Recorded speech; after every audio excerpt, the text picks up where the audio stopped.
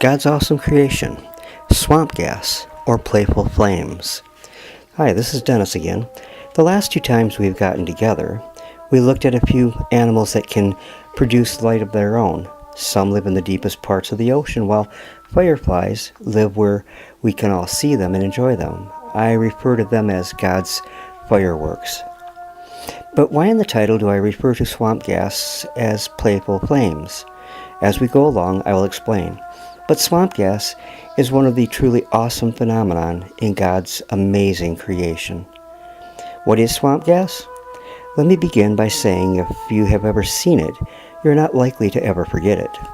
Swamp gas also goes by the name will-o'-the-wisp, and it is a biogas which forms in wetlands, and its principal component is methane, which is produced naturally in some marshes, swamps, and bogs.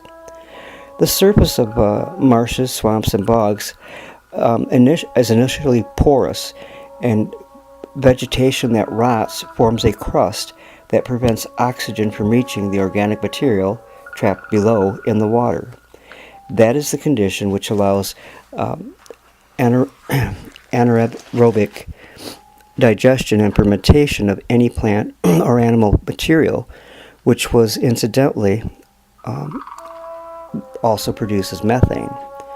In some cases, there is sufficient heat, fuel, and oxygen to allow spontaneous combustion and underground fires to smolder for some considerable time. Besides being simply called swamp gas, it has been known, as I mentioned, for a very long time as will-o'-the-wisp, and also as ignis fatuus, which is in medieval Latin, foolish fire. The glowing gas was at one time considered to be ghosts. It often resembled the flame of a flickering lamp and is said to move away if you approached it. Their sometimes seemingly intelligent movement is why I refer to them in the title as playful lights.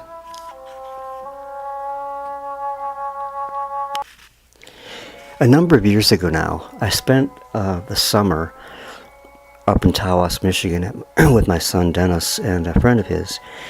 And I have a video here on YouTube right now called the Tuttle Marsh Lights.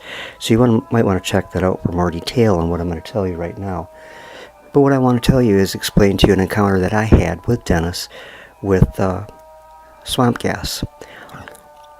One night, it was in August of that year, it was late at night, very hot, very humid.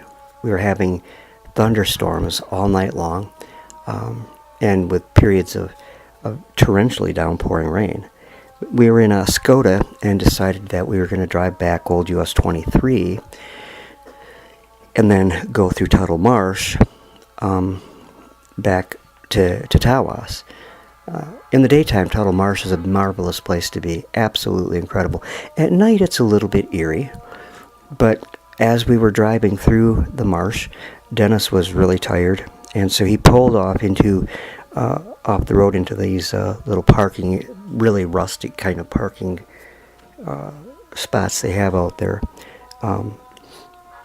And we sat there for a while as he decided to take a nap before we went on home to Tawas. Well, as we sat there, of course, he turned out the lights, and I could see across the road to the marshes on the opposite side of the road, which are extensive. There are no roads back behind those marshes, so I can't blame what I saw on car lights or anything. Certainly they didn't look or act like car lights. But as he was snoring away, I saw out a distance across the marsh 2 balls of green glowing light. And as I watched them, they would seem to move towards each other, and when they got right up to each other, they'd dash away really fast again, and then they would repeat that.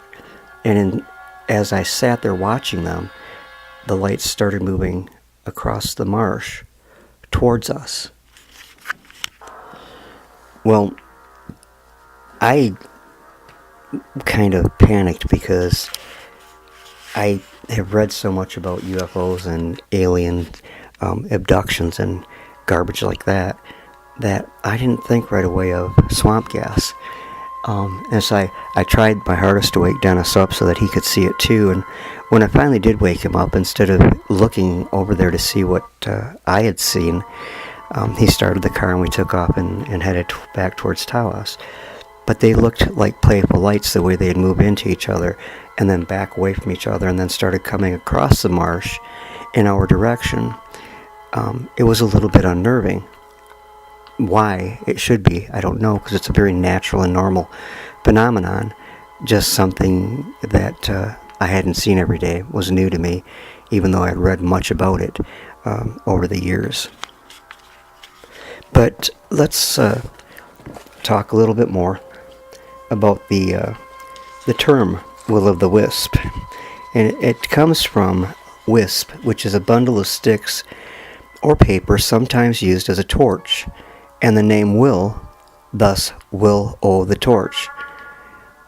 In the United States, here they are often called spook lights, ghost lights, or orbs by folklorists or paranormal enthusiasts. Folk belief attributes the phenomenon to fairies and elemental spirits explicitly in the term hobby lanterns found in the 19th century. Briggs' Dictionary of Fairies provides an extensive list of other names for the same phenomenon, though the place where they are observed influences the name considerably. When observed on graveyards, they were known as ghost candles, which was a common name for them, and as burial practices were not as immaculate as they are now, these kind of methane gases could form. But the thing is, they are an interesting part of the natural order that God built, that He created. And when you see them, don't panic or feel afraid, as I did. Just enjoy the phenomenon. It's a common phenomenon, but not commonly seen because most people don't spend, unfortunately, a lot of time in the woods. I love the woods because it's there that you really get to see God's amazing creative, unlimited creativity. I mean, you see that in the world all around us, but when I'm in the woods, I see it so strikingly. The nature cries out the glory of God, our Creator. And so if you ever get a chance, go to a marshy or swampy area at night. Take somebody with you to be safe, and watch for the swamp gas marsh lights. I'm sure you'll be fascinated. There are other things in God's natural world too that create self-luminescence, and we'll talk about those a little more perhaps next time. Thanks for stopping by, and I hope you enjoyed a short look at the marsh gas. Have a good night, and God bless.